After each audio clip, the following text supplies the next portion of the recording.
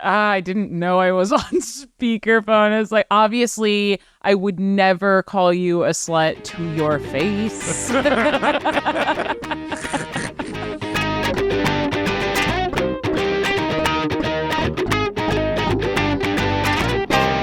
Hey, Upper East Siders and all you scandal-loving listeners out there.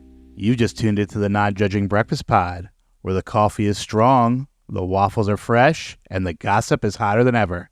My name is Leif, and I'm your seasoned Gossip Girl veteran. And I'm Steve, the newbie, the greenhorn, I don't know, Leif, what am I now that we're in season 3? I'm not sure, but settlements are for the guilty. Celebrities who run over people, the Catholic Church, you know. Yeah, but I feel like you settle for me every week, Leif. True. So here's the deal, folks. Leif has been watching Gossip Girl since it first aired, and I'm diving in for the first time. And together, we're your dynamic duo, bringing you all the drama, romance, and questionable fashion choices of this iconic 2007 series. Bring your magnifying glasses, because each week we're dissecting every juicy detail of the show, one episode at a time. We'll connect the dots, uncover those sneaky little Easter eggs, and of course, serve up some piping hot behind-the-scenes tea. And expect some iconic moments from fandom, because what's a deep dive without a little drama? And since we are all about inclusivity here at the Non-Judging Breakfast Pod, there is always a seat for you at the Non-Judging Breakfast table. So go ahead and grab your mimosa, or maybe some of Chuck's special medicine, or your cup of coffee, and let's get into this. Well, today we're not settling just for you, Steve, because we have a guest that we've settled for a couple times before. She's back for the third time. Shannon Kelly. Hello, I'm here. Be funny, Shannon. Man, I can't for this episode. Drink more coffee. Gladly. So, how much Gossip Girl have you watched since you've last been on? I watched the 2 episodes prior to this one. I did not rewatch all of season 3. I couldn't do it. Season 3 is like a dip for me in terms of entertainment value. I like the college stuff at the beginning. Yeah. But they phased that out pretty quick. And now we're in the deep heart of the soap opera territory. Yeah. Chuck's mom's storyline. Yes. Yeah. Well, and it's funny because I actually remember way earlier on wishing that we had Shannon on because she's such a Georgina fan. No. Georgina in the beginning of this season, I think, is awesome. Yeah. I thought that I hated her in season The 1. Dangina ship. Yeah. In full force. Yeah. It was fantastic. I loved that. Well, I loved her role end of season 2 and beginning of season 3, I thought. Yeah, you missed Steve's whole turn to liking Georgina. Yeah, I did miss that. That would have been interesting. I did a 180, complete 180. And it totally makes sense because in season 1, I think they were still writing the character thinking it was going to be Misha Barton. Yeah, fair enough.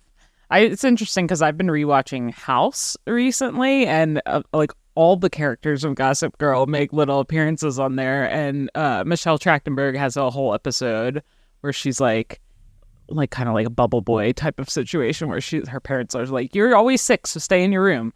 But then Blair has a little cameo appearance for a few episodes, and so does Kevin Zeger has an episode as well. So I just like watching House, like Gossip Girl, Gossip Girl, Gossip Girl. Yeah, I finally found the Bedford Diaries, which was a Penn Badgley show before The Mountain and before Gossip Girl. Oh, I've not seen that. I'm surprised it didn't get a second season. It also has Milo Ventimiglia in it. Did you watch One Tree Hill? Yeah, of course. The actual Derek, not the fake Derek, is the black guy is in it. He's a main character in this. Derek? Peyton's brother. Oh, yeah, I forgot about that storyline. Not Psycho Derek, the actual Derek. Okay, yeah. Yeah, so I've watched like 2 episodes so far. It's not bad. You guys do a One Tree Hill podcast after this? Possibly. I have not seen that's a long one. Can I be on every episode? 9 seasons. That is one I have not seen though. Is that the religious one? Nah, it's a basketball one. Yeah. Oh, okay. It's the like half brothers. Yeah. From separate sides of the track. So one more thing before we get started. I was reading Reddit this week, and there's a thread about people complaining about Chuck Bass's facial expressions. And there's one particular comment that stood out, and I got their permission to use it. And it was from user DryIce34.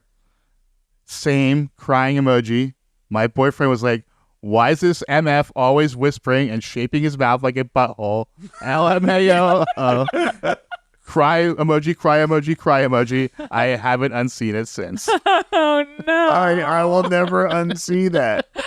Yeah, it is like the pursed parted lips. The whole lips. Oh no! Yeah, I That's thought the that was ass funny. and Chuck Bass. Bass is an ass. That's good. And we are here to talk about Season 3, Episode 15, The 16-Year-Old Virgin. Original air date, March 22nd, 2010, and obviously based on the movie, The 40-Year-Old Virgin.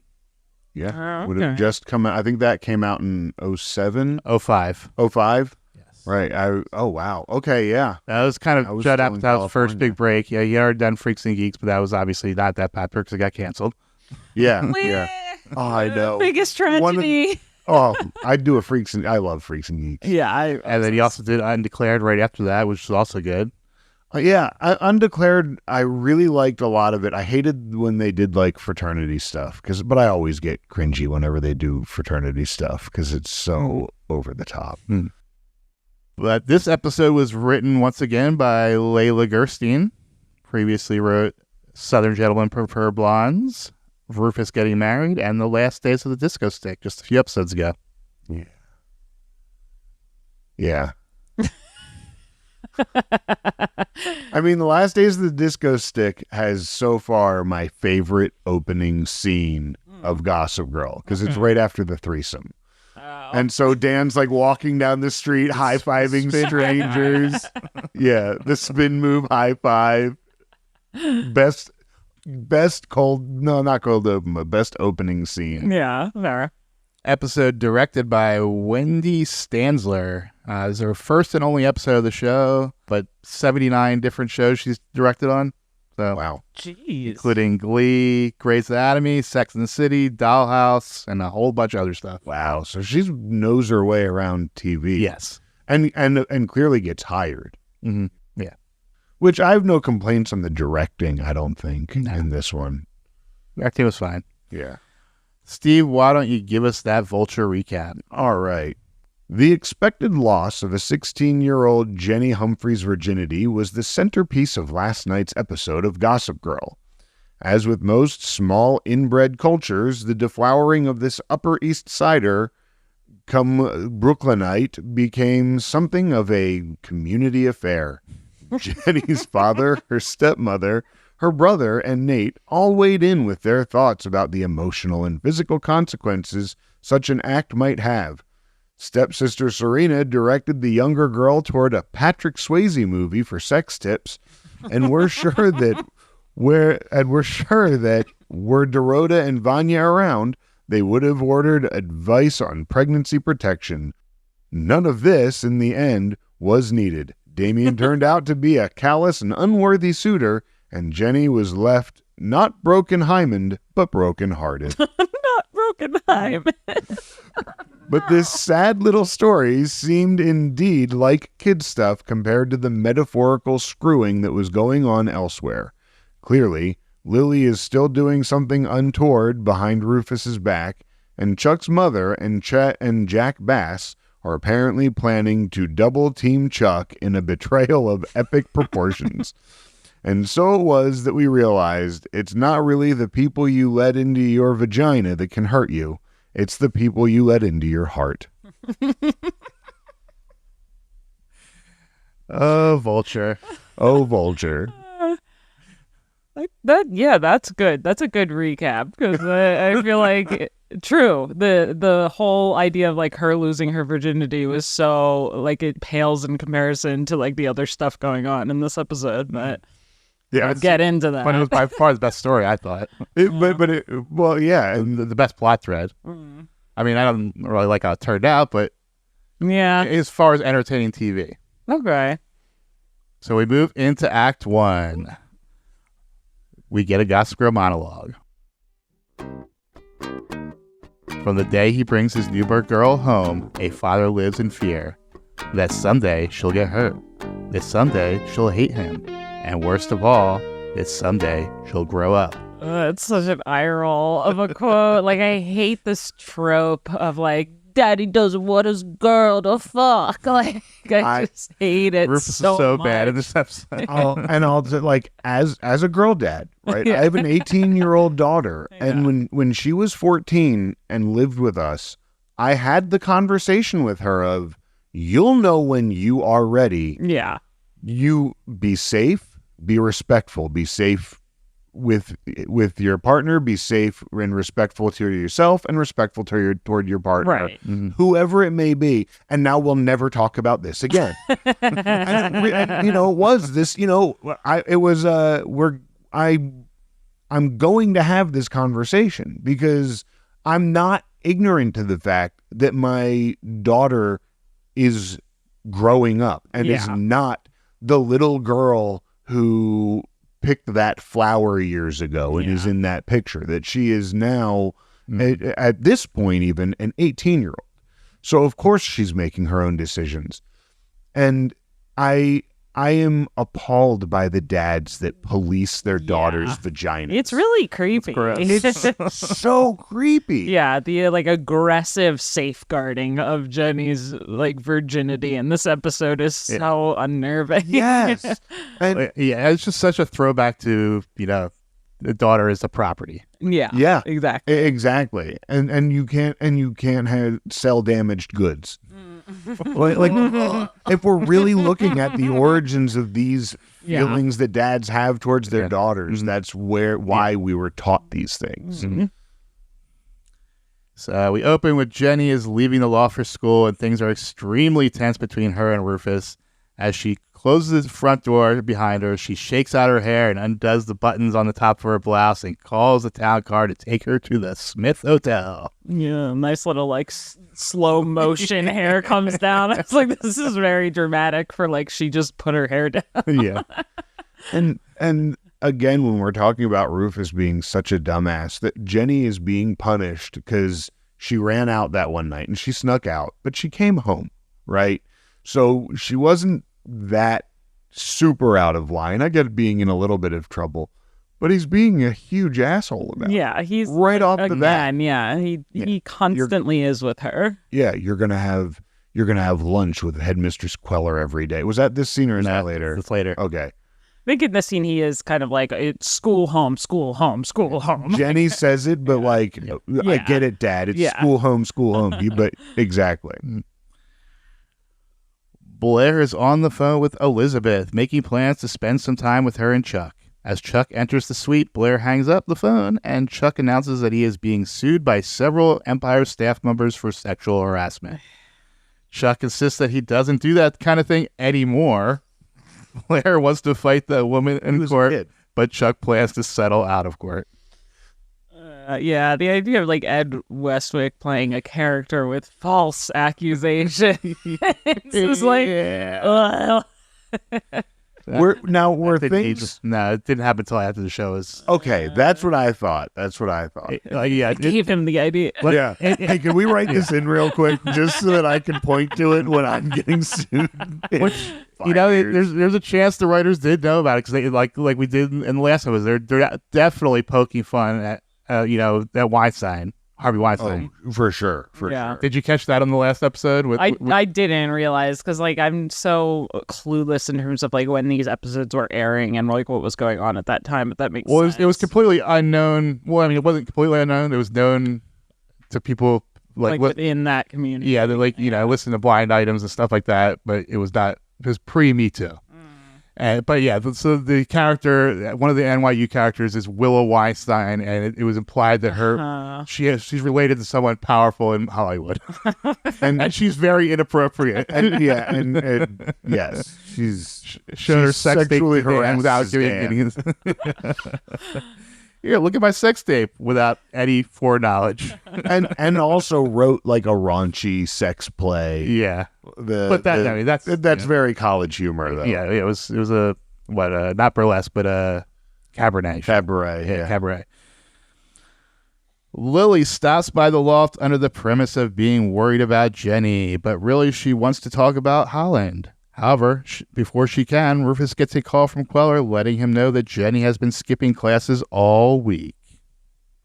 I hate his line in this scene. It was like, the Hulk was furious. There's no word for what Jenny is. So it's like, what does that mean? I don't like. And I love how he's like, no, she's really mad. And it's like, why, Rufus? Yeah, right? Why is she really It's mad? like, and he's acting like she's like so overreacting. And it's like, she's been pretty like even-tempered.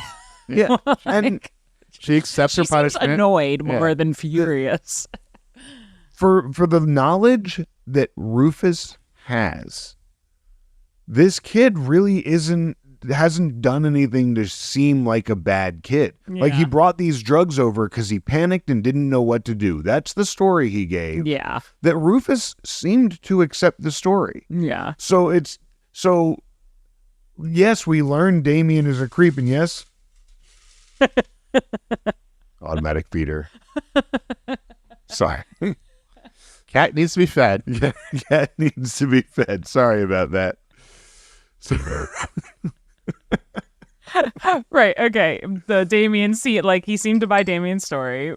Yeah, and Damien really on the surface right now isn't a bad guy. Yeah, and especially the way he interacted with the parents, that is he was very respectful in the way he spoke in the last episode, and very direct, and Took the ball for Jenny, and stepped up with that, and all of those things. Yeah. So I just feel like Rufus being like, wow, yeah, Jenny sure is mad. Yeah. Rufus, because you overreacted again to something that Jenny did.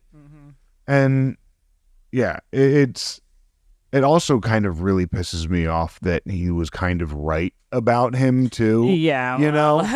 Me too. I really hate when this show rewards people for dumb, bad, stupid behavior. We'll get to it at the end there, but I thought that ending was bad characterization and bad writing. Yeah, I agree. I agree 100%. Yeah, so I do have that note for later, and I feel like we'll talk about I felt like his contract was up. Yeah. And yeah, also this is where we learn that the party of the week is in honors for Bart Bass. Oh yeah. The New York Historical Society. Yes. Nate and Serena are just wrapping up sexy time. Serena gets a text from Rufus, who is worried about Jenny is with Damien. Serena then educates Nate on the appeal of bad boys, and both want to protect Jenny from Damien. Every time I see Serena and Nate together, I think about your the one-time Leif. I remember you saying just two golden retrievers. Yeah. Those two golden retrievers going at it. And it really is what I've been saying for the past few episodes is I love them as a couple. They just need to be handcuffed together at all times. So neither of them can see another pretty person and run off with them.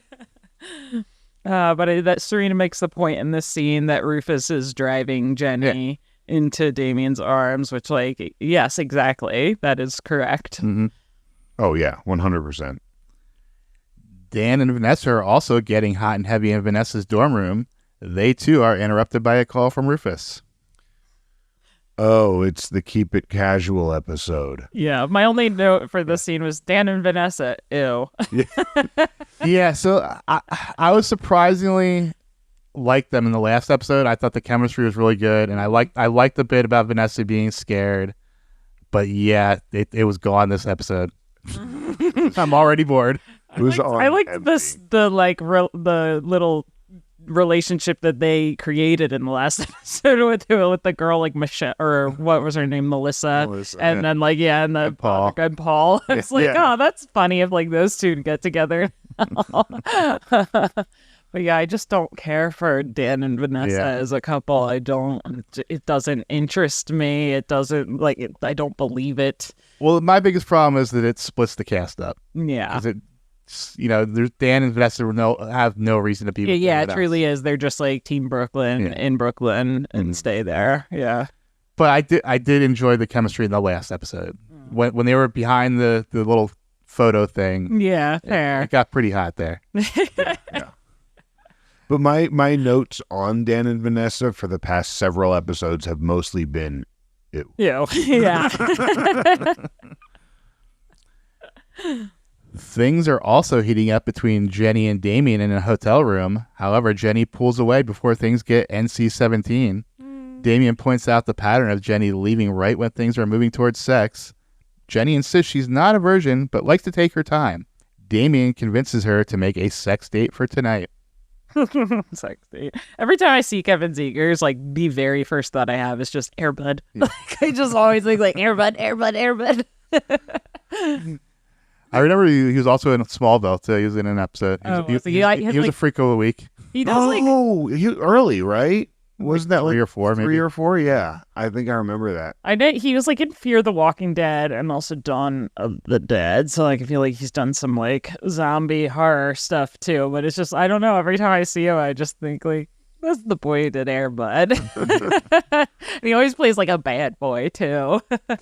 and in this scene, I didn't think especially the first part of what he says. I don't think he's out of line. No, he's super reasonable in the scene and when he's speaking with when her. I'm dating someone, I expect this to be part of the equation. Yeah. And so please talk to me about it and what's going on. Yeah. Now at the end when he's like, so tonight, right? No rush? No rush. No rush, but No tonight. ruch tonight. But we're going to do it tonight. No rush. My only note for Jenny in this episode in the scene is if you're not ready to tell somebody that you're a virgin, you're probably not ready to lose your virginity to that person. Definitely. Yes. Although how many 16-year-old girls really know that? Yeah. You know, you are 100% correct. Yeah. Gossip Girl takes us to the first act break.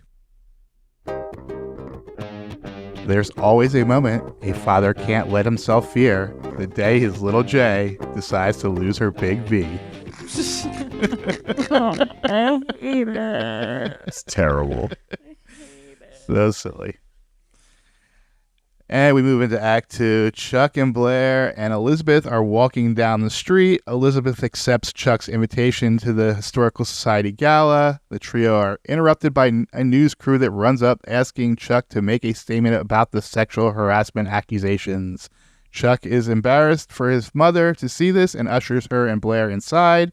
Before Chuck can also get away, he gets a call from Jack giving him a good idea who is behind the accusations.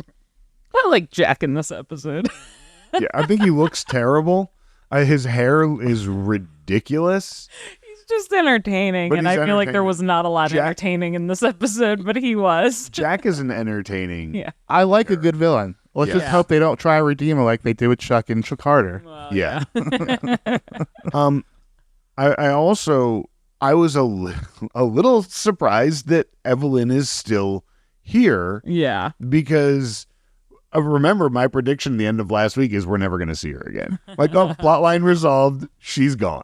Sort of like Scott. I thought she was going to be another Scott where it's we're going to be best friends and family from now on. Ghosted. Nope, she's still here, unfortunately. Yeah. Let's. God damn it. Chuck has a mom, and her name is Lily. Thank you. Back at the loft, Rufus and Lily are bonding over parenting. Rufus turns down Lily's invitation to the gala and instead calls Serena again. Lily leaves the scarf from last week on the table for Rufus to find. Rufus, grow the fuck up. I don't want to celebrate your dead husband right now. It's he's dead. Fuck off. Yeah, dude. Rufus, Well, I kind of get that because she had just cheated with her other ex-husband. Yeah, but and she has the scarf. So Yeah. Well, and Rufus just can't get out of his own way, though. yeah. Is his big problem is that like all of Rufus's problems are problems Rufus creates for Yeah. Yeah, I agree with that. But fuck you to Rufus on his parenting of Jenny in this, because when am I going to see my little girl again? Yeah, you're not. yeah. They grow up, and if you can't handle that, you're not a good parent. The goal of parenting isn't to. There's this idea that parenting is all about protecting your kids at all times, but no, it's teaching them how to be a person. Yeah. It's teaching them, and it involves protecting them sometimes, but really involves picking them up when they fuck up. Yeah. And if you never let your kids fuck up, then they never learn how to deal with fucking up. Yeah, exactly. I feel like Rufus too, it's just the way that he speaks. Like he's just like he's such a child. Like he's so passive aggressive, and like like I get that you're frustrated and I get that you're unhappy about XYZ, but like he's just makes little like digs when he's in a bad mood, and it's just so annoying to watch. You're like you're a grown man. Supposedly. Act like. Speaking of Serena, she and Jenny are having a little girl time and eating froyo. Serena emphasizes the importance of a young woman's first time and wishes she had waited for someone better. Waited to your current boyfriend, S. It's just about then that Nate also walks in and Serena hands off mentor duties to him. This scene was such like a quick decline for me. Like it started out, I was like, oh, thank God, like Jenny has someone she can talk to, and like, and I'm glad that it's like a girl who's like just about her age, and it's like they can have this like nice, honest conversation, and then But now it's like Serena. Serena just dips into like the thing about your virginity is once Makes she it all loves about it, you herself. can never get it back, and it just skydives from there. It just nosedives into bad from there, and I'm like, and then what is with Serena's comment? Like, I'm like, didn't she lose it to Nathan? Like, who she's with? Yeah. Well, no, we don't know that she lost it to him. He lost it to her. Yeah. But it was implied that she had lost it. Oh, before prior. that. Oh, okay. But she hasn't. It was Nate. It was. Spoilers. So really? if that hasn't been revealed, I'm spoiling it now. Oh, okay. It was Nate. Yeah. Yeah, that's why I was so because- confused. I was watching it and I was like, I'm pretty sure she lost it to Nate, so I don't get like why she's like saying that. Because she also talked like I ran away afterwards because it wasn't. Yeah, I feel like it's so sad that Jenny doesn't have a single character in this episode telling her like, you know what, this isn't the biggest deal ever. Like, if you want to make it special, like you want to wait for someone like a different time, a different person, that like that's entirely your call. But like when you lose your virginity, that's one time. Like you're gonna have so many more times that are probably going to be more special. Yeah, like don't put this much pressure on lose. Like, oh, you could never get it back. Like, who fucking cares? Stop making this the biggest deal ever. Yeah. Yeah, this would have been a great time to use Vanessa. Yeah. Yes. Yeah, Vanessa we really established they are good friends. and could have really been a good big sister. Yeah. Yeah, Good to point. her. Yeah. Whoops. But she's too busy fucking Dan, who like Rufus doesn't care about that at all. Yeah. Right. Dan can fuck. He's a boy. Yeah, Dan can fuck. I love that Jenny does call out that double standard later. Yeah. Yeah. Chuck is going over some paperwork at the bar when he is approached by Uncle Jack. Jack claims he had nothing to do with the lawsuits and that he is here to protect Chuck. Jack also says he saw Evelyn's body in the casket, and whoever Elizabeth is, she can't be his mother. Love it. Yeah. I love that. I loved it. One thing that we didn't address in the previous scene was Serena handing Jenny over to Nate to commemorate the special day. Yeah. Go out to lunch with my boyfriend who you dated. Yeah. It was and he was like, oh yeah, I'll take you for whatever you want. Like, what are you in the mood for? It's like, this is weird. That's the weirdest. Hey. The weirdest handoff. Yeah. Yeah. Yeah, they totally changed the dynamic between Nate and Jenny in this season. Like now he's like full on Big Brother mode. Yeah. But yeah, in this next scene, I like that Blair establishes Jack's monster class as ooze. Yeah, As Jack is leaving, he bumps into Blair, who also suspects he is behind the lawsuit. Jack once again denies it and makes a creepy inference to him having had sex with Blair. Yeah, but honestly, it's a good, like, has some great lines. Great day. Yeah, it's a great day. Yeah, Jack owned this episode. Yeah. Everything he did, just strategy and line. His lines were great. The pleasure is yours. Yeah. So gross. Does Chuck know that they banged? Yes. That came out a while ago, right? Season finale of season 2, yeah. Yeah.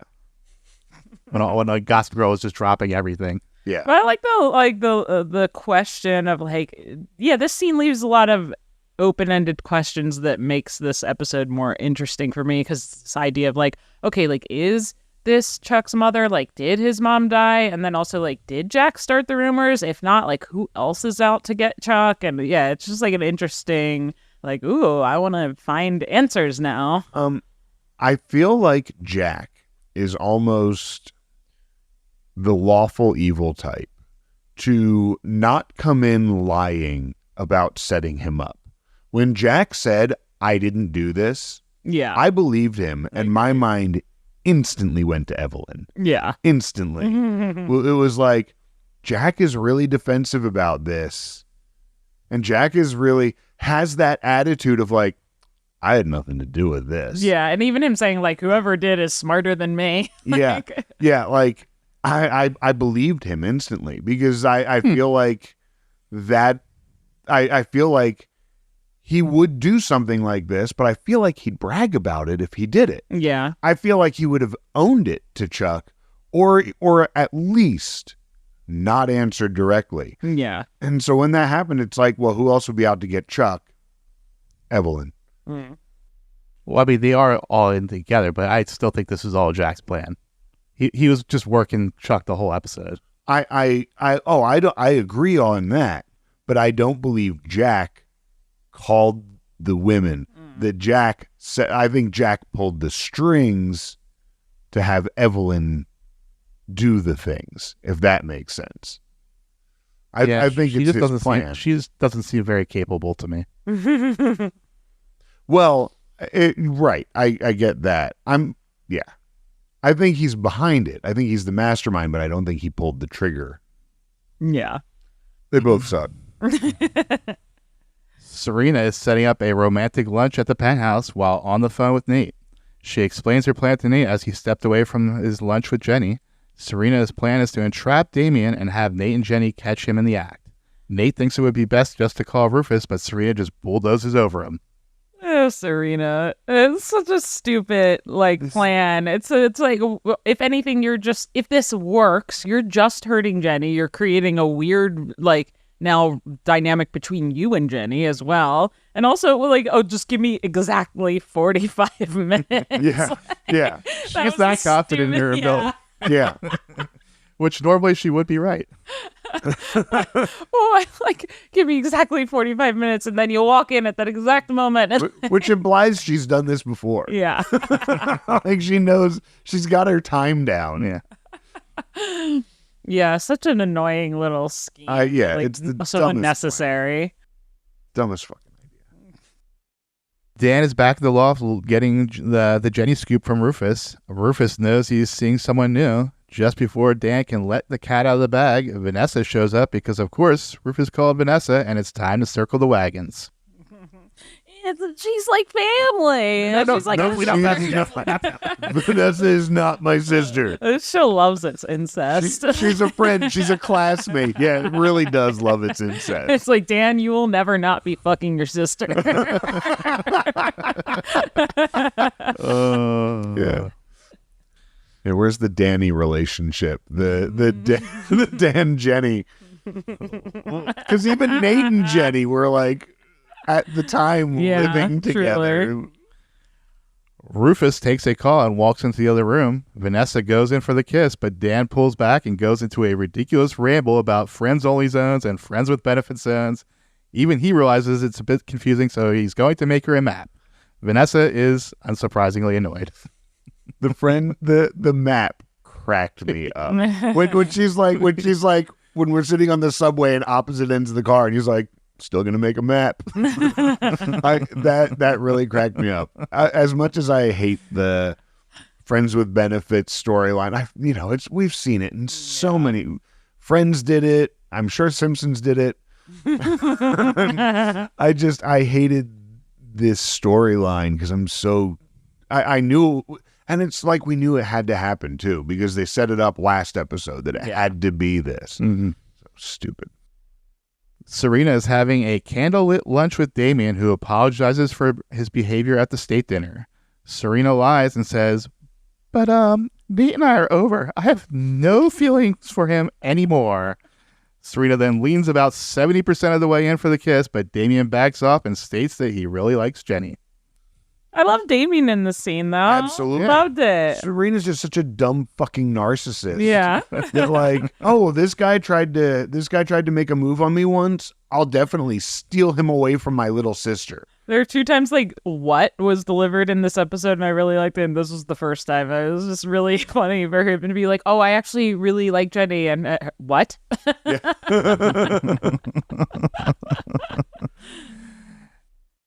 Nate is still out with Jenny, who is starting to become bored. Nate ignores a call from Serena as he stalls long enough for Rufus to show up. Jenny gives Nate a betrayed look. I hate the chastity belt line. Yeah. The Gossip Girl. Gossip Girl's line is, uh-oh, looks like this Virgin Queen's next accessory may be a chastity belt.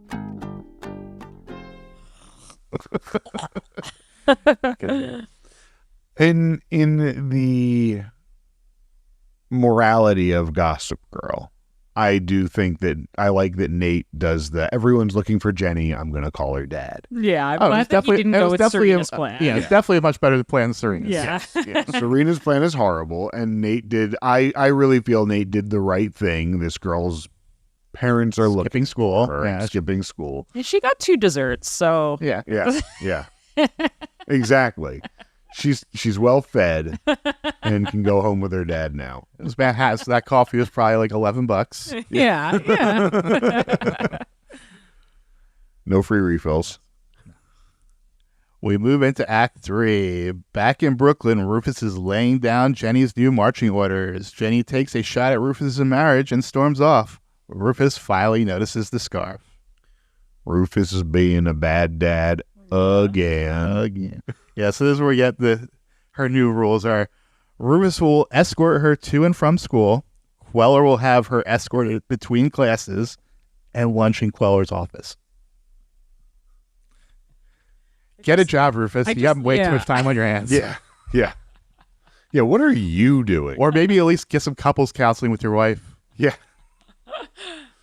You seriously focus on your relationship and not Jenny's. Yeah. We talked about this last time, but just as they're about to really get together, Rufus sold his gallery and no longer had a job. So now he is just a trophy husband. Yeah. Which was pointed out on a previous episode with Holland, when he met Holland. I don't see you coming and going much. You're just there. Elizabeth brings home a new purple tie to wear to the gala. Elizabeth finds out about Jack potentially showing up at the party and decides she can't go. Chuck asks her to stay for a drink instead. This is set up for the DNA test later. Yeah. Yeah. But also her being like, oh, Jack's going to be there? I don't think I'm going to go. Yeah. Even before that, she was acting weird. Like the whole line about Bart liking purple. She's like, oh, maybe he was just fucking with people. It's like, yeah, I didn't get that. I was really like, what? weird. I think he just told you that. I was like, what? I don't get it. You just said it was his favorite color. Yeah, and I wear it because he loathes it. And it's like, oh, maybe he just told you he hates it to mess with you. So that, yeah. And later on, Chuck does say she doesn't know stuff about my dad. Yeah. When he wants to get that when we see the DNA bag, he's like, she doesn't know stuff about him.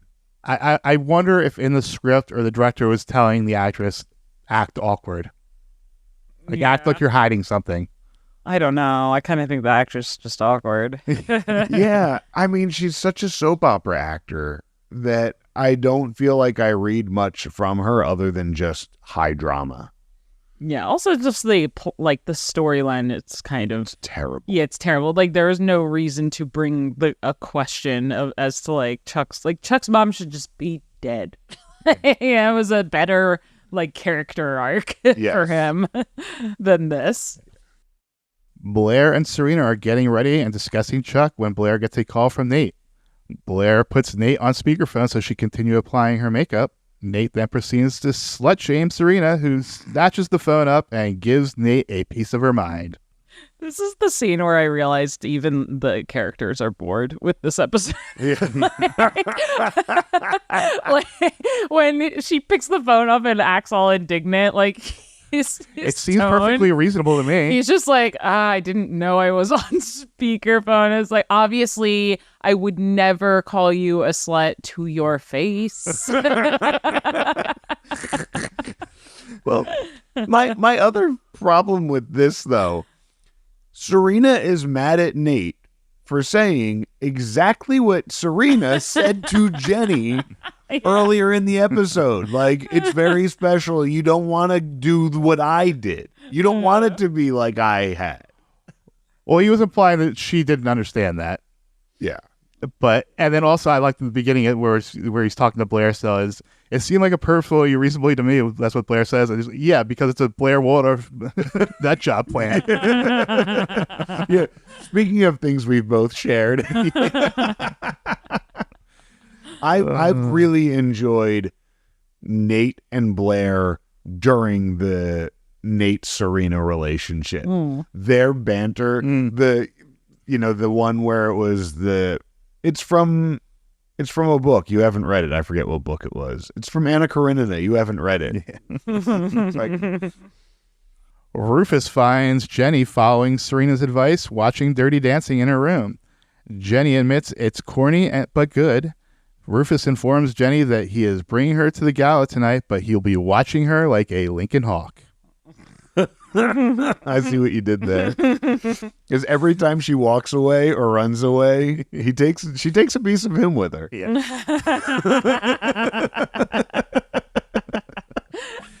Indeed. Shame on you, Chuck Bass reads the sign held by the protesters screaming for a boycott outside the Empire. Blair finds Chuck gathering Elizabeth's DNA sample from her cocktail glass. However, while Chuck is explaining his doubts to Blair, Elizabeth walks in and overhears them. Elizabeth storms off. Chuck still plans to drop the sample off at the guy at the NYPD, but Blair seems to think Chuck should believe Elizabeth over Jack. Chuck absolutely should get a genetic test. Yeah, absolutely. You were told your whole life that your mother died during childbirth. This woman just came into the picture. You know nothing about her. You should absolutely get a genetic test. 100%. Yeah, I don't get Blair advising against it here. That's totally it's so stupid. Yeah. and even Elizabeth to be upset about it. That is sus. Yeah, super sus. If you're gonna be, don't test my DNA. Oh, why are you? If you're gonna show up out of the blue, you should be expecting that he's gonna want one. You should come with paperwork. Ready. Yeah, yeah, you should come with paperwork. like, here's a glass that I just licked, and please take my DNA sample so that you can know that it's nothing out of line here. Yeah, absolutely reasonable. And Gossip Girl's line as we go to break is, looks like the protesters outside aren't the only ones who think Bass is an ass. And we move into Act 4. We are at the event of the week. Serena and Lily have a little run-in, and Serena doesn't have time for Lily's lies. Loved this. This is the first time they saw each other since the hospital, right? Yeah, I think so. And I don't know if you remember, Serena was in the car accident with Tripp, the congressperson. Yeah. Right. Yeah. Tripp. And Lily is really upset about her being with a married man. Sure. So she's not allowed home. And then they kind of had a little bit of a makeup in the hospital, but then they haven't spoken since. She still is back living at Blair's. Yeah. Which brings up another point. Nate and Serena were having sex in Blair's bed. Oh. That's also the same bed where Blair and Nate had sex. Chuck and Blair. Serena and Carter. Jenny next. Serena and Carter. And also Blair and Carter. Oh, geez. Blair slept with Carter? For like 2 episodes. When they were Jenny's turn. Jenny's turn.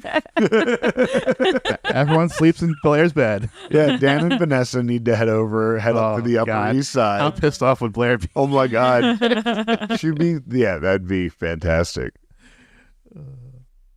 Chuck enters the party and a crowd starts whispering. However, Lily just smiles and gives Chuck a hug and asks about Blair and Elizabeth. The only good parent-child relationship Yes. in the entire show. Only a good mom when it's not her kid. Yep, and he's only a good son when it's Lily. Yeah. However, and Robin pointed this out, Lily really fought for this relationship. Yeah. Like Lily really was patient when Chuck was not ready to have it. Off the rails. Yeah. And blaming her with reason. I don't think any 18-year-old kid wouldn't have the reaction he had toward his stepmom dating someone else the day after his dad died. Yeah. So Lily then like really fighting for that relationship. I felt like it was really powerful for them to still be so good together and for him to really have that love for her. Yeah, and I love like her attitude towards the possibility of meeting, even though like I don't like this character of like Chuck's mom, but her being like, I was hoping to meet her. Cute. I'm excited to have this part of your family into our family. Exactly. Nate and Serena have it out in the stairwell. Nate admits how hurt he was when the person that he lost his virginity to, Serena, abandoned him immediately. Yeah, I love that, like, Serena starts the scene angry. She's, like, angry with Mom, and then she's like, now I'm angry with you, Nate. And then he just, like, turns it around on her, and she's like, oh, fuck, now I'm angry with me. That makes sense. God damn it, Nate, you made sense for the first time in your life. Yeah. Your twisted guy logic was the most straightforward logic ever. Fuck. And I thought this was a good scene for... Good drama happens when you have two people that aren't necessarily right or wrong in how they feel in the moment. Yeah. And they both had legitimate feelings happening. Nate did slut shame her, and that gotta hurt. And he had reasons because he was hurt, but he does love her and she does love him. And so I just felt this was good drama. And it was the kind of drama that I'm watching thinking, this isn't going to break them up. This is going to bring them together. Yeah. Which for Serena is a stretch because Serena is ready to bounce. She's got to go. Yeah, she's just give me some 32-year-old hunk walk by and then I'm off. Or at least someone who's read a book. You think Aaron's read a book? Yeah, I mean, went to college. Art books. Jack Bass is at the party and he makes a big show of an apology to Lily. Rufus arrives just in time to be self-righteous and threaten violence. This is the one moment I was like, Jack, get the fuck out. Like, don't talk to Lily. Yeah. That was totally messed up. But I feel like Rufus was almost happy to see him just so he could be self-righteous about it. He's like, oh, somebody I can take out all my anger on who deserves it, and it makes me look good. Yeah. What I liked even more, for one, Rufus would, if Rufus ran up and just beat the shit out of this guy sight on scene, I wouldn't have been mad. I actually would have like had a little more respect for Rufus if he would have just been like, oh, Jack's here, fists up. But for him to be like, if you come anywhere near her again, then you're going to regret it. And it's like, Rufus, as Jack shows us with the wink, you are not intimidating. Like, as much as I was like, wow, Jack, that's really fucked up. Like you said, you like a good villain. And that wink when Rufus threatens him, it just, all of the energy and power that Rufus put into that threat was just... Yeah. And he deserved it. Completely. Yeah. Like, fuck you, Rufus. Who are you fighting, Rufus? I'm You gonna glad get your that guitar in hands Yeah. bruised? Despite like Rufus being like still kind of pissy with Lily and passive aggressive towards her, I'm glad he didn't use this opportunity to like throw her under the bus, or it was like, hey, Loudy, go off with Jack, or some bullshit like that. Like, I'm glad he actually like still stood up for her and was like, yeah. But no, he's not intimidated. He's not intimidated. Dan and Jenny have a brief conversation, and Jenny calls Dan out for buying into the double standard between boys and girls. You tell him, Jenny. Yeah. Yep. I forgot to mention when Jack mentioned the lists of drugs that he was on. He's like, I was drinking a lot. No, some doctor prescribed this and some meth. Some over-the-counter medicine that's recently got put behind the counter. Yeah. But it ends it with, and some meth. Yeah. Okay. But yeah, Serena, or rather Jenny makes the point, like, when you were 16 years old, you were in love with Serena and everyone thought it was adorable. And it's like, yep, this is true. Like, poor Jenny. And Dan's the one to say that too, because he'll internalize that somewhat. He's also doing the dumb patriarchal thing of protecting his little sister's virginity, which he has. It is the big reason that he and Nate aren't as close as they could have been. Now that they are again, they're like friends again. But him protecting Jenny's vagina is why it caused a huge rift between him and Nate. Mm-hmm. And honestly, who on this show would have treated Jenny better than Nate? Yeah. Yeah, I know we talked about that last time I was here, and you guys like convinced me. I was like, oh, now I kind of want Jenny and Nate. It looks weird on screen because the actors' ages. And again, but story-wise, I love them. Yeah. And also Chase, as you mentioned a few seasons ago, had a big say in that he didn't feel right because of the age difference. Speaking of, how old is Damien supposed to be? He's the same age as Serena, because he went to school with Serena. Oh, right. Okay. So it's like 18? Be 19. 18, 19. Yeah. Okay. So he's the same. He's the same age as Nate. Yeah. 19. So there's 2 years difference. Yeah. Okay. Yeah, and I even brought that up last week, and then was like, oh yeah, that's like a senior dating a freshman, really. Yeah. You know, it's a stretch, kind of, but it's Yeah. No, a senior. That's less than senior dating a sophomore. Yeah. Which I was a senior dating a sophomore, so it's okay. Dan is quickly distracted by Vanessa, who shows up wearing a very tight dress.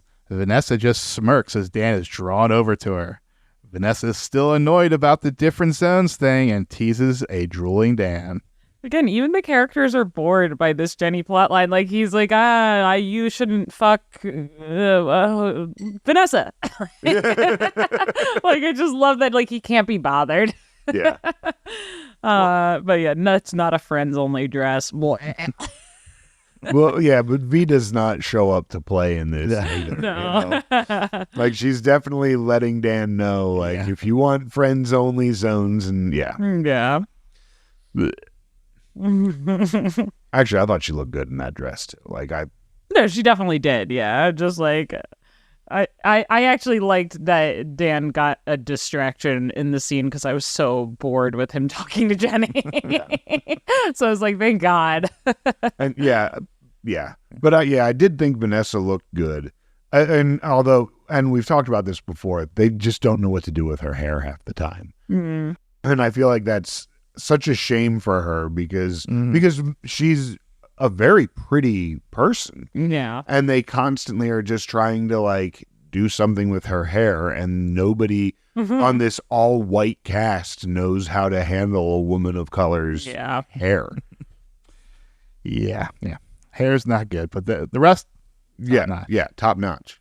And thank God we're back to an Upper East Side party, because we had several episodes in a row with either no party or like an NYU party, and there was a lot of bad fashion. Yeah. So all four of the women had nice dresses. Yes, they did. Nate approaches Jenny and apologizes for calling Rufus. Jenny reveals the real reason why Damien got aggressive with Serena, and Nate says Jenny can't be involved with someone dealing drugs. Jenny takes a shot at Nate's hypocrisy and sees Damien enter the party. Nate tries to stop Jenny from leaving with Damien, but Damien drops Nate with a single punch. And that's when we get the line from Gossip Girl. Looks like little J is about to do some dirty dancing of her own. This was the second what. It was in this scene when like Nate says to Dan, he's like, "Oh yeah, Jenny went off with Damien and that guy deals drugs." And he, what?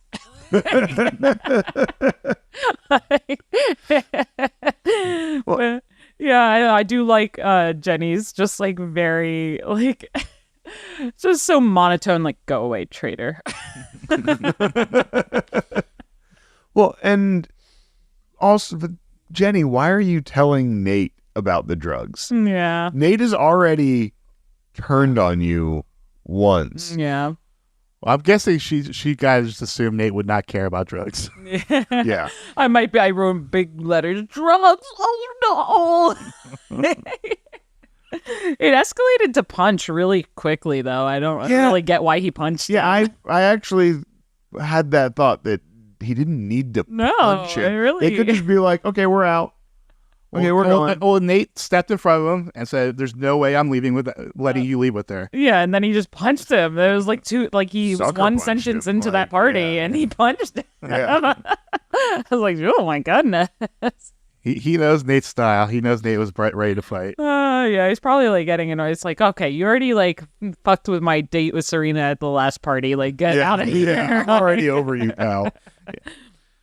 So we go into Act 5, and Nate lets Serena, Dan, and Vanessa know that Damien is a drug dealer and Jenny left with him. Nate is going after Jenny while the others are going to find Rufus and Lily. Damien is worse than we thought. It's like, what justification do any of these characters have for hating Damien as much as they do?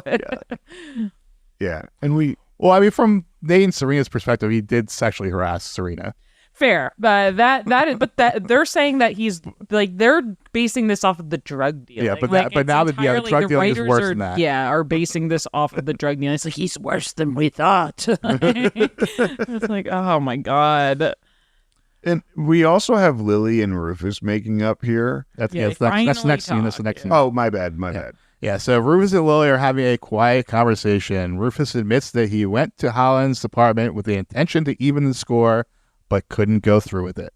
They declare their love for each other and are about to kiss when Serena, Dan, and Vanessa show up to tell them about Jenny.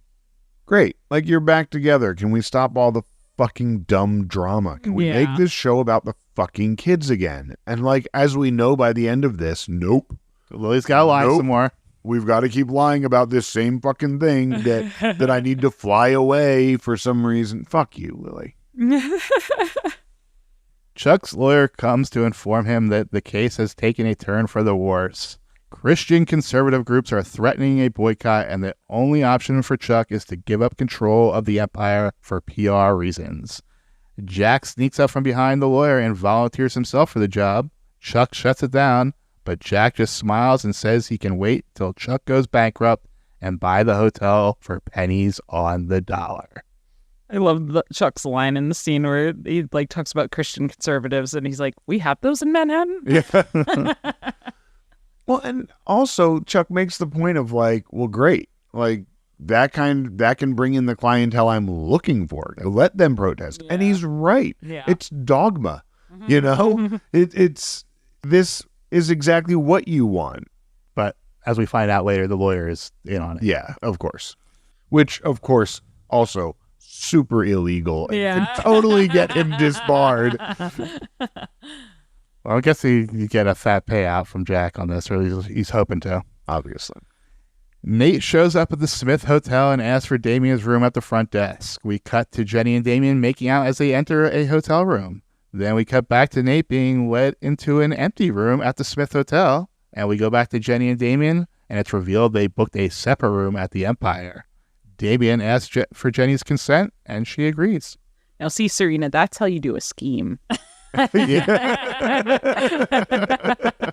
was like, I enjoyed watching them walk into like the bed maid room. I was like, yeah, got him. Yeah, I like how they shot that. They kept like cutting back and forth. Yeah. And once again, Damien isn't an asshole about this. No. And if you think about it, pulling off something like this, that's exciting. That would be hot. Yeah. Like I don't feel like at this point Jenny is Do it like had a scheduled. Yeah. that she she knew that this was going to happen tonight, but now it's like exciting, and now I feel like she has the buy-in. Yeah. She really wants to. Yeah, I think she wants to have sex with Damien. She's not sure she's ready. Yeah. Yes. And I feel like in this moment, she recognizes she's ready. Yeah. And if Damien would have said the right thing, It would have happened. Yeah, it would have happened. Yeah. They really like interrupt this scene though with more Chuck. Blair finds Chuck sulking at the bar and who relays the info about the boycott and Jack's offer to take over. Blair suggests first herself and then Lily as options, both of which Chuck declines. Chuck gets a text and whispers, DNA test results. Looks like we got another choice.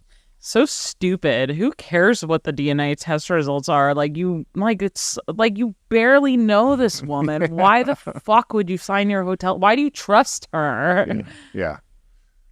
So silly not to use Lily. Batman whispers through his butthole lips. Yeah. We go back to Damien and Jenny. They are in the bed, and Jenny stops the action for a moment to admit that she is a virgin.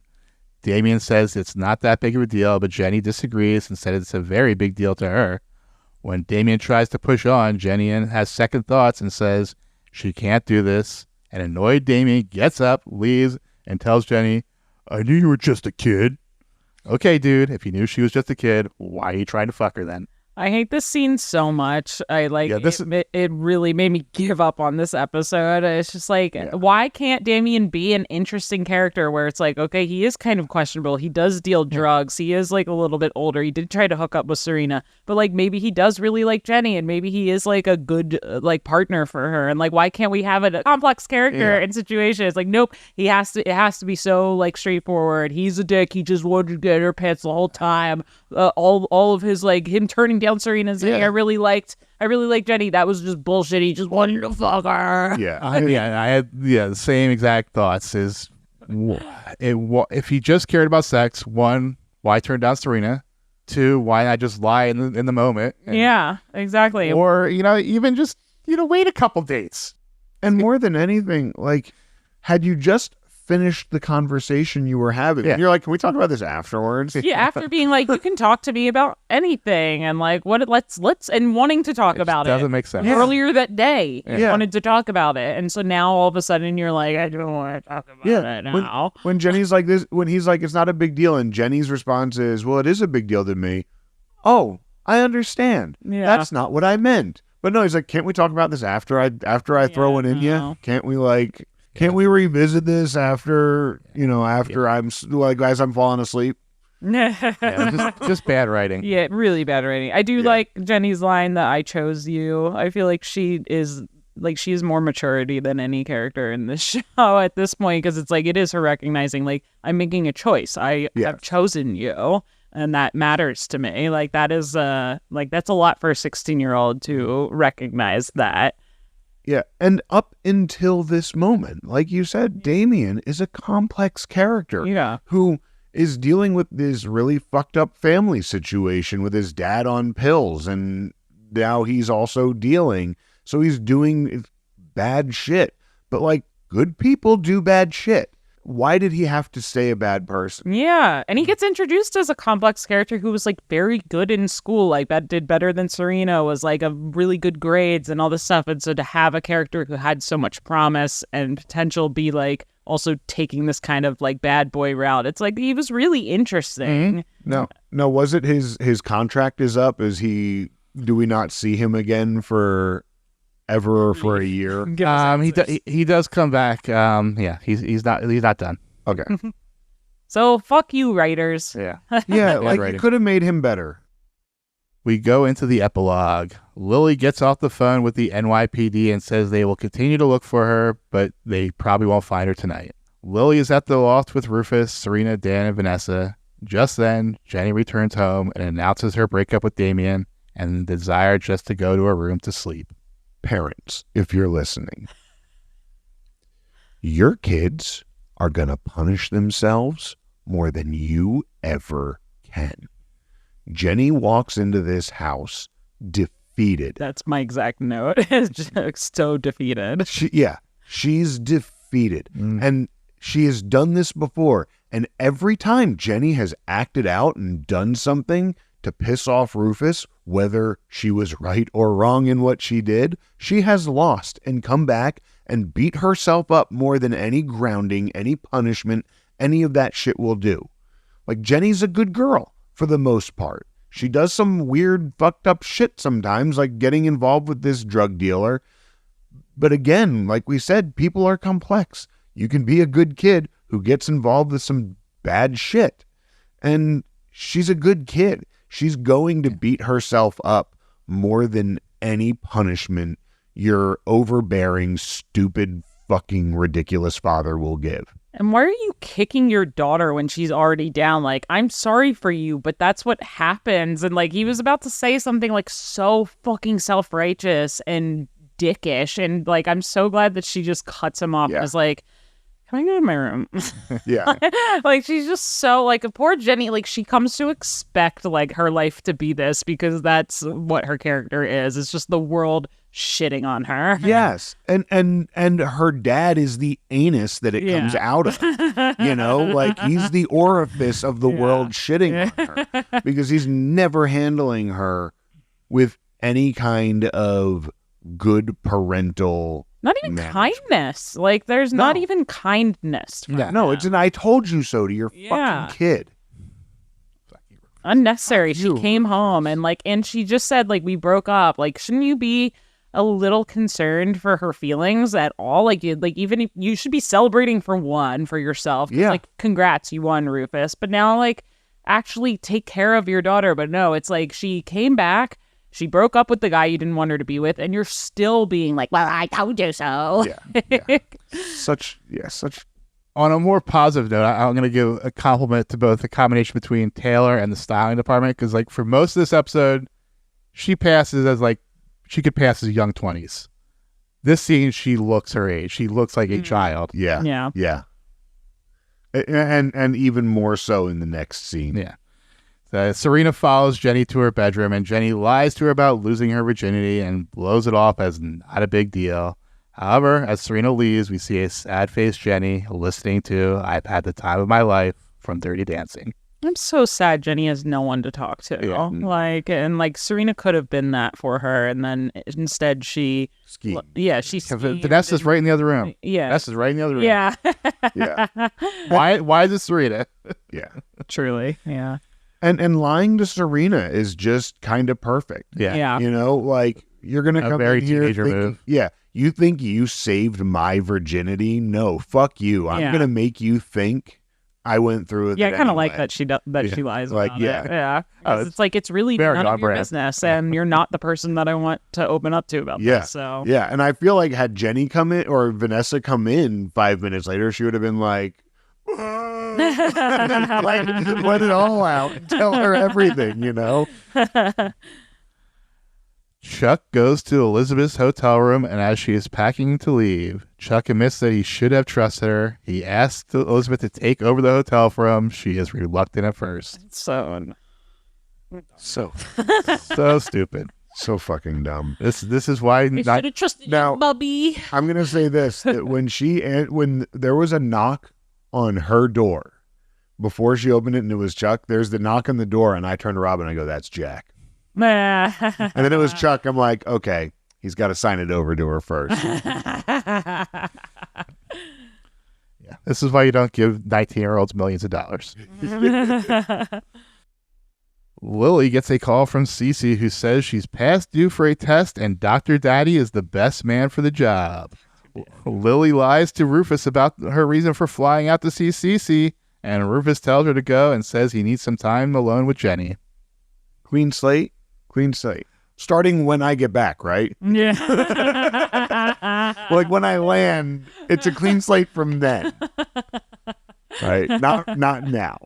Just remember that you agreed to this. This was your. Just remember that you agree that we Remember never this clean slate. conversation. Yeah. So what are your thoughts on this, other than it's a bad storyline of Lily lying? What is she lying about? Yeah. So that is all of what I wrote down. Why the fucking lies? Why is it? Why not just say, like, my mother really wants to see him as a Yeah, doctor? yeah. My ex-husband is the best in the world at my mom's very specific type of cancer, and she wants to see him because she trusts him. Oh, so you didn't catch what Lily's line or what her lie was. It's time for your test, Lily. Huh? It's time for your test, Lily. That's what Cece said. Oh. You missed that, didn't you? I missed did. that too. I did too. Is Lily sick? I feel So like they could have written that better, because I did. That really went over my head. I thought it was just her, like, lying about him again. Yeah. I missed that. That's a good writing plot. That's way better than what I thought. Yeah. I wish I caught that. Yeah. Because to me it was just like, I'm sneaking behind my husband's back to get medical treatment for my mom. Like, Yeah. why?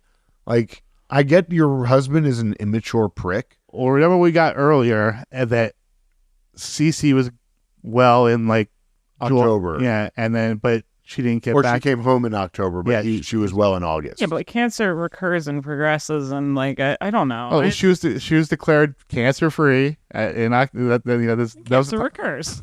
well, but why? But then it was like, why is Lily still seeing him 3 months later? Yeah, But- yeah. Well, and my thing was, I mean, I know that when you are in remission, you still get testing Yeah, frequently, especially the first year you get several, and then the following. So that's where my mind went. That like, okay, we need follow-up stuff. Yeah, this to me made sense. So it didn't hit any red flags other than, why wouldn't you just be like, from the start, you just had it all out and had this whole heart-to-heart with Rufus. My mom really wants this guy to be the doc, or I want this guy to be my doctor. Like, my mom tested for this. Now I need to test to see if I have this thing from what you pointed out.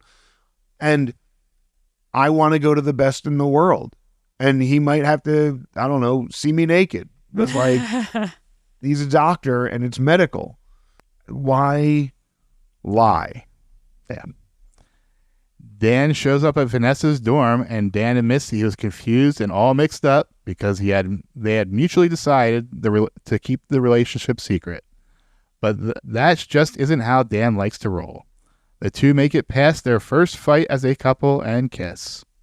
I like the energy of this scene. I like the kind of bit of I'm going to talk to my friend about the girl that I like. Yeah, let's keep it. Yeah, it was cute. Yeah. I'm glad this is done. That Yeah, part of I'm it is glad it took done. one episode and we're done. Yeah, that we're not high. If they would have done an entire "we are sneaking around" thing, that would have been more entertaining. If it wasn't a "we need boundaries and we need to know," if it was a "we're not telling anyone and we're gonna sneak around," Yeah. that could have had legs. That could have lasted a little while. Yeah. But it was this stupid, like, I like my friend too much. Yeah. Like, I don't know. Writers. Nate and Serena are alone, and Serena apologizes for leaving after they slept together the first time. They declare their love for each other and also kiss. I'm glad Nate gets this apology from her. And I think that probably was Very like very healing for him. I was like, oh, like, I didn't realize how hurt he was by that either. Yeah, And then yeah. like thinking about it the way you worded it, it's like, poor boy. Well, and if you think about Nate in episode 1 of Gossip Girl, Yeah. when Serena shows up, Serena? that first shot, when you see his face and he's just like, And it's like, honestly, it's the one like bad thing he's ever done is cheat on his girlfriend with her best friend. Like, that was not a cool move, but it's like, okay, like if he like really, really loves Serena and loved her and like had these strong feelings, and it wasn't just kind of like a one-off for him. It just like she just bounced after her. It's like, oh, poor boy. He was a little shady during the political stuff. Yeah. With like the gambling Serenas. Yeah, Nate does do I some kinda shady forgot stuff on that. occasion. He gets away with it just because he's so boring. No one remembers it. Well, and he typically does it because he's just being led into, like, he's just following directions. Yeah. He has He's just no an obedient good dog. Yeah, good boy. Who's a He's a good boy. Who wants a milk bone? You go upend this guy's political career, and I'll give you a milk bone. Yes, and sometimes your dog will rip the plant out of the planter, and there's dirt all over. There's dirt all everywhere. Every now and then, your dog will shit on the carpet. But Chuck returns to his suite to find Blair waiting with celebration champagne. And Blair really sets herself up with this one for the blame because she could have been like, because she goes, we're celebrating you for opening your heart up to your mom, and then she goes up to that and she goes, and me Because for of me. encouraging you to do it. wah, wah, wah. And yeah. once again, we have Blair celebrating Chuck. And I'm still waiting for the other shoe to drop. Chuck has celebrated Blair to Blair, right? But I keep waiting for him to have to step up for Blair the way Blair has been stepping up for him for the past 15 episodes. Yep. If Serena Don't hold and her me up. are dogs, Blair and Chuck are cats. Love cats. But yeah, I feel like it's always going to be like Chuck is like the wounded, Yeah. boy that like she needs to. Stop doing that. And the final scene, Elizabeth opens her door to find Jack and Doug the lawyer with big Cheshire grins on their faces. It appears Chuck has been set up. By malpractice. Yeah. And like, where's the doctor that forged the DNA test? That like, because I still don't believe it, and if I do believe it, it's like it sucks. It sucks no matter what. This storyline. But if Elizabeth has a sister, which her name was Evelyn at one point, and now it's Elizabeth, It wouldn't come back as or vice versa. It wouldn't like either way. Like she wouldn't test positive as like his mother. Well, I don't know how, like, just a police DNA test just to say if you're related or not. Like, it may not be as in depth as Fair. like Ancestry. like as an ancestry test or something like that. It's just is this a person a match to be my relative? Could this person be my mother? Because it's even not an entirely exact science. So, like, could this person be my mom? But it would be just like Chuck to have a mother that would betray him like this. Yeah. It would be. It would be just like absolutely. Chuck. It would be. Old Chuck getting betrayed by moms again. Old Chuck having to be like, because it's the only thing that makes him likable is having parents who betray him. Right. Well, and here's my other thing about her not being the actual mom, but being a sister or other relative, is the line that Bart gave to Chuck when they first talked about it, when he said, I can't look at you and not see her. Yeah. But like, you're paying her off every month.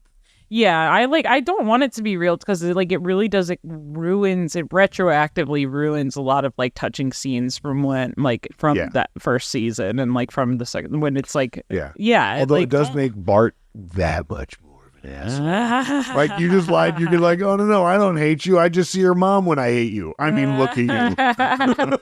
And then like Dan's gonna have to take his story back from Yale. Charlie Trout found his mom. And Gossip Girl ends the episode with, and just like that, Chuck Bass is celebrating a new love. Careful, Chuck. It's an open heart that's vulnerable to the deepest wounds. XO, XO, Gossip Girl. What is coming next? I was waiting for that to happen at the end, and I was because then when Jack walked in. So what's coming next? Well, Chuck's about to lose his hotel, so there's going to be some kind of scheme with Blair and Chuck against Jack and Evelyn to get this back. I don't see it happening in an episode. I feel like this is setting up one of those 3-episode arcs that kind of tracks. So I think 2 more episodes of Jack, maybe 3, to figure out what happens to this hotel. And then is Chuck broke? Is Chuck going to then be relying on Blair's money to survive? Or is he going to get the hotel back? Or is he going to get another venture? So I'm curious as to that, despite the fact that I think that the entire storyline is stupid and I hate it. So I actually, I don't remember what comes next. So I am actually, theorizing here. So you think that, Chuck and Blair will unite over this? Because this seems like the kind of thing, historically, that would make Chuck turn on Blair. I can see Chuck turning on Blair and Blair trying to fix it. Yeah. Because Blair... That's what I see happening. I see Blair trying to scheme to fix it. And him just self-destructing and, being like, those girls that I didn't harass, I'm gonna now.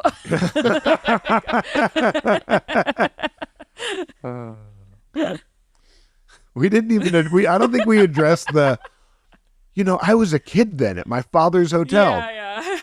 Last year, Chuck. It was 6 months ago. Anything with Dan and Vanessa? Rufus Lily? Oh, yeah. Dan and Vanessa, I think, have another couple episodes in them. Because everyone needs to see it and put the idea in their head that they shouldn't be dating because they're friends and friends are going to ruin friendship. But I see that being the next step in that relationship. I see Nate and Serena having a little bit more time, maybe until someone prettier pops up.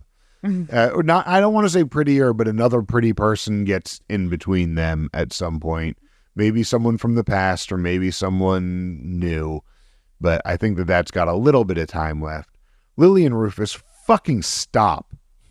Just stop making the show. He has to do something horrible. He has to actually betray her now, because if she if she is sick, then he has to do something bad that he will feel bad about and regret when he finds out that she's sick. Yeah.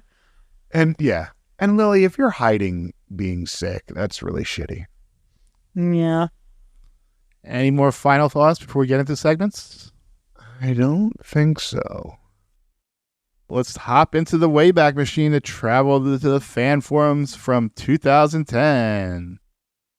Hello there, Peabody here. And this is the Wayback Machine for traveling through time.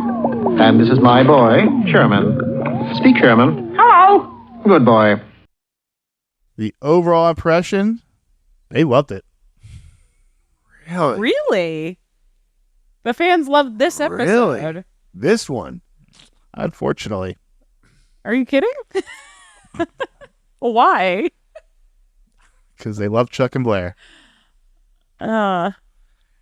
All right. And we had that thing in season 2 where Canada was getting episodes early and they stopped it, but they apparently came back for this episode for some reason. So they got early episodes, so there was a couple pages of spoiler tags. Oh. There was a lot of love for Nate and Serena. Okay. Exact same reaction. People wish Jenny would get some actual growth instead of going through the same cycle of building her up to come crashing down every season. Yeah. Yeah. I don't think it's even that her character needs growth. It's just she needs an opportunity to have a life. Yeah, the person. Give this character a story. Yeah. That isn't about her crashing and burning, and it isn't about her fighting with her dad over shit she's typically right about. Yeah. What are the writers setting up with Nate being the main one to protect Jenny? Yeah, I was wondering that too. If there is going to be trouble in his relationship with Serena now that if Jenny and it was kind of interesting that after the punch that Nate goes after her and not Dan. Dan just kind of I'll just hang out the party. Dan just does a what? There's also the line, and it's kind of a throwaway from Jenny where she goes, "It's not like you're available." That too. Yeah, it's not like you're available. Yeah. It's Like, you are the good guy. You're the good guy today. You want to be? You say that I deserve like the world. Yeah. So the Chuck and Blair fans did like that we got the lovey scenes, but they're also jealous they didn't get the sexy scenes like Nate and Serena and Dan and Vanessa. My one note that I didn't say when we got to the first time we see Serena and Nate was, we get it, they bang. It's 2 episodes in a row. It's like they have to let us know these two are banging.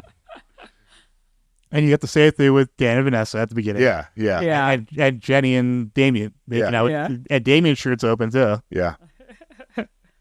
But Chuck and Blair are fully clothed. When Chuck opens his heart, he closes his pants. I don't want to know what Count Chocula vampire chest he has going on. And finally, as we mentioned, the final Chuck and Blair scene definitely foreshadows the downfall of Chuck and Blair. Yeah, for sure. And they love to hate Jack and now Elizabeth as well. Yep. The Lily Chuck scene was adorable. Yes. Kind of messed up that Nate and Serena are having sex on Blair's bed. Yeah. As we mentioned, It's really messed up. as we mentioned, that bed has also experienced Serena and Carter, Blair and Carter, Chuck and Blair, and Nate and Blair. But I don't know. She changes the sheets, I'm sure, before Blair comes home. Dorota changes this. Yeah, well, the sheets get changed before Blair comes home. well, Blair doesn't live there anymore. Exactly. Yeah. So I mean, it's cool. Like, But just the metaphorical nature. oh yeah, it's Dan and Vanessa should have gone to find Jenny instead of Serena at the end. Mm-hmm. Yeah. And confusion on how much in-universe time passed during the long hiatus. yes, because it seemed a few episodes back when we first came back from it, it seemed like it was Just the holiday break. just a holiday break, despite being 3 months. I wonder if it was, they shot that first one earlier, and then they were put on break until the spring, and then started shooting again. Maybe. It is weird. That is it for This Week in Fandom. Let's move over to episode grades. I went first last time, so Steve, you get to go first this week. I went with a C-. I started at a B and kind of worked backwards from there. Sometimes it happens when we do the podcast that I'll start off with a grade and then I'll be talking about the episode and I'm like, no, this is really bad. And it came down to a C-, and I think that's a little generous. I hated the Virginity plot line. I hated the Dan and Vanessa plot line. I hated it. Like, I don't want to say hated it, but it was not top tier Gossip Girl. How about you, Shannon? I gave it a D for dog shit.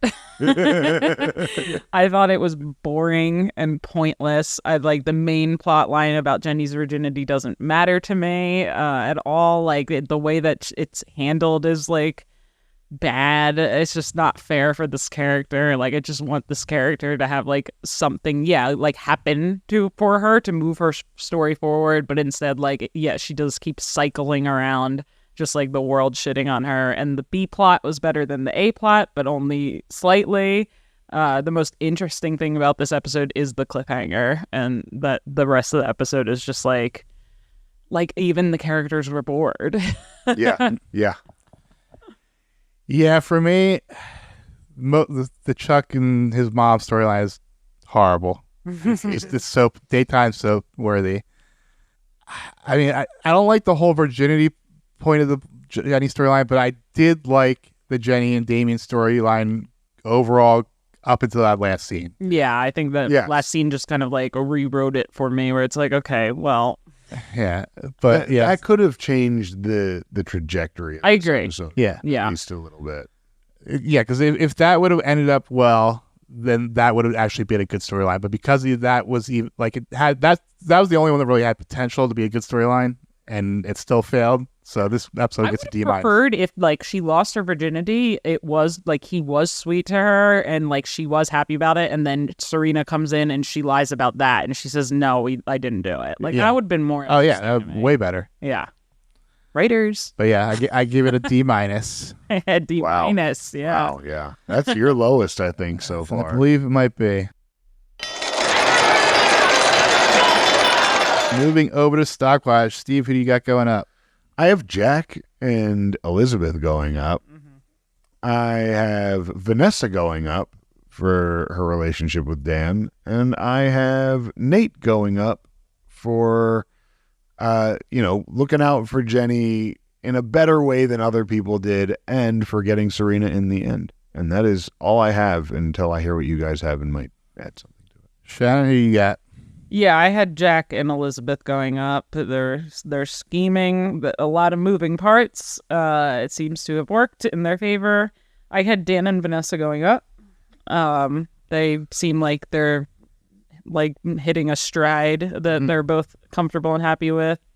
And I don't know. I guess like I initially had Rufus and Lily going up because they had kind of resolved things, but now I'm not sure about that one.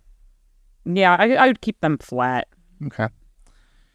Yeah, for me, I had Jack and Elizabeth, obviously. Also gave Chuck's lawyer a little nod because he's in on the scheme. I thought about it, but I feel like there's that part of me that's like, this dude is committing fraud. They all are. Right. But like, he's like the lawyer. He's the most to lose. Yeah, he has the most to lose. I also had Serena going up because she was trying to do the right thing, even though it was the ass backward way to do it. Then Dan and Vanessa going up. I did not have Nate going up. I had him as neutral because he got punched. I was like, for him and Serena, I kind of went back and forth with it a little bit because it's like, okay, Nate got like his apology and like and Serena got her apology too. Yeah, it's like things are going okay with them. I like ultimately left it on. Yeah, I would have had them both up, but I just had to knock Nate to neutral because he got punched. Yeah, he did get punched. Steve, who do you got going down? So I'll start with Chuck and Blair both going down for getting fucking played. I have Dan going down because he's with Vanessa. I did that last week too. That Vanessa goes up because she landed Dan, and Dan goes down because he landed Vanessa.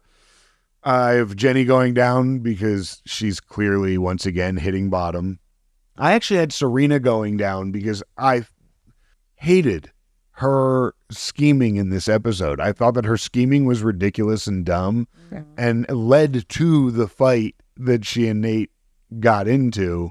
So I had Serena going down. I have Rufus and Lily both going down as well because fuck Rufus for being such an asshole to his kid this entire time. And Rufus, you're getting played. You're getting lied to. And Lily, you're going down because you're a fucking liar. And Damien. And that's it. Shannon? I had Chuck and Blair going down, obviously, for obvious reasons. And then I had Damien going down just because that, like, what a character flip. Just total 180 on, like, so much potential, so much, like, he could have had, like, a good relationship and been in this, like, I don't know. There's a lot of potential there. And now it's just like, you might as well be off the show. We're done with you. And that was actually it. I didn't have like anyone else going down, just those three. For me, I had Damien because the flip at the end just killed his character. Jenny because she's all alone again. No, she seems so like disinterested in it now, though. Like she's so unaffected by her situation. She's just like, she knows she dirty can't dancing. Do anything, Like I guess I'll listen to this on my iPod. Yeah. I had Chuck and Blair because they were played, and Rufus and Lily because they're ridiculous and need to grow up. But here's the best outfits from the last episode we've seen. Moving to best outfits. Steve, who do you got? I gave it to Vanessa at the dinner. When she came in that to be all sexy to Dan, I was like, I'll give it to you, V. I thought I thought she looked great. So, and that giant necklace that she had. And it's funny because Robin's like, oh, that fucking outfit. And I'm like, no, I love it. That's my favorite. Yes, the strapless Lily dress from Diane von Furstenberg. That one. Yes. Shannon, who you got? I had a hard time choosing. I didn't actually like a lot of the outfits in this episode. And I feel like they didn't show them off either. Like there weren't like a lot of shots that like... This season has not been as it didn't feel fashionable. But I guess like I wound up landing on Jenny's outfit at the end, the like black kind of like high neck. That was from the Salvatore Ferragamo Fall 2009 collection. I almost put that one down. Yeah. That was my second. It was very like straightforward. It wasn't like flashy, but I think like in comparison to all the other outfits of the episode, I think she looked best. It had that like mesh. Yeah. Top of it, I thought was cool. Like That actually wasn't part. That was actually not even part of the dress. The actual dress. Oh, really? Really deep V. Oh, I kind of like the high neck like covered part. Like a shirt on top of it. I think that's what made me like it. Like because it had like a fishnet kind of feel to it, which just really tied it back to Jenny. Yeah. You know? Yeah. So also shout out to Serena's gray lace jersey dress from Stella McCartney, but I ended up landing on Blair's red flower print dress by Dior. We've already kind of established that Serena's color is gold yellow. Jenny is definitely a black. This kind of, I think, is the first time we've really got a prominent red dress from Blair, and that is definitely her color. My favorite outfit of the whole show is her episode from season 4, episode 2, with the red Valentina dress. Yeah, red is her color. I agree with that. I actually liked too Serena's like outfit with the kind of dark purple jumper when she was doing the like scheming. Mm-hmm. I thought that color looked good on her as well. That like kind of like pinkish purple. Yeah. And Blair was also wearing, I'm not sure if it was Chuck's robe or her robe, with like a Japanese robe at the beginning. Yeah. They didn't show the back, but I saw it online, and there's like a big dragon emblem on it. Really? I love Blair in a robe. That is it for our segments. Shannon, thank you once again for joining us. Do you have anything you would like to plug this time? No. No? Still no. No. Okay. All right. Steve, you plugging anything? I am. So I have mentioned that I'm going to be doing a film with some friends, and we're going to start our crowdsourcing real soon. The film is called Best of This. So I'll be posting stuff about it. Yeah, Shannon knows about it.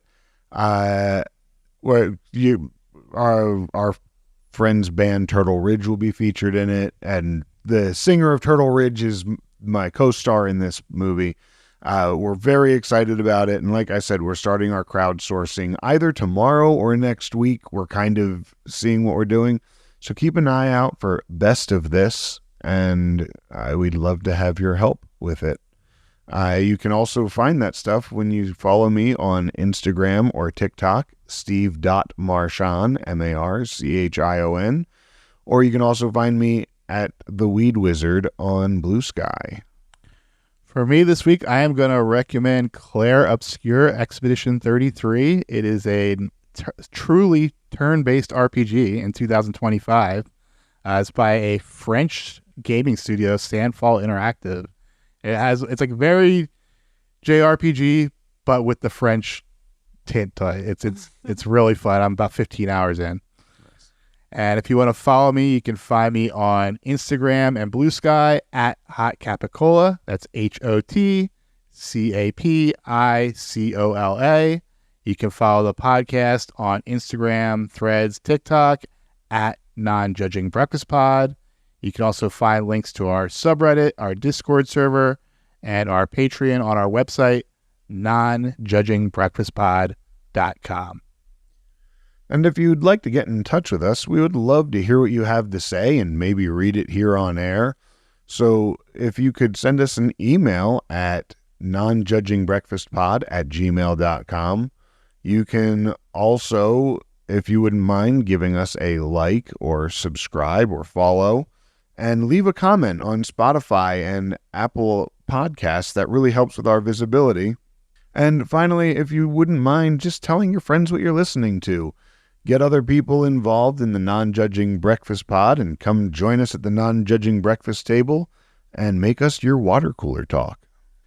We will be back next week to talk about Season 3, Episode 16, The Empire Strikes Jack. The episode description reads, Chuck finds himself once again at odds with his uncle Jack Bass. Eleanor puts Blair in charge of making sure her latest fashion show is a huge success with an important client. Rufus attempts to get Jenny back on track by volunteering her to have her help with Eleanor's fashion show. Yay, Eleanor. Yay. I miss Eleanor. Yeah. Love Eleanor. All right. Well, until next time, you know you love us. XOXO. Every time you walk away, run away, you take a piece of me with you there. Every time you walk away, run away, you take a piece of me with you there. Every time you walk away, run away, you take a piece of me with you there. Oh, it seems I'm walking right to your door. My heart's still resting, looking for something more. Are you ever gonna see everything you mean to me? I'm trying really hard to believe. Every time you walk away, run away, you take a piece of me with you there. Every time you walk away, run away, you take a piece of me with you there. Every time you walk away, run away, you take a piece of me with you there. Never feels right when I'm out here on my own. I left last night and it feels like way too long. Are you ever gonna see everything you mean to me? I'm trying really hard to believe. Every time you walk away, run away, you take a piece of me with you there. Every time you walk away, run away, you take a piece of me with you there. Every time you walk away, run away, you take a piece of me with you there. Come back to me. Smile and you'll make my life complete. Every time you walk away, run away, you take a piece of me with you there.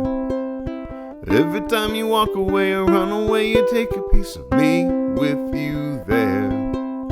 Every time you walk away, run away, you take a piece of me with you there. Every time you walk away, run away, you take a piece of me with you there. Every time you walk away, run away, you take a piece of me with you there. Every time you walk away, run away, you take a piece of me with you there. Every time you walk away, run away, you take a piece of me with you there. Every time you walk away, run away, you take a piece of me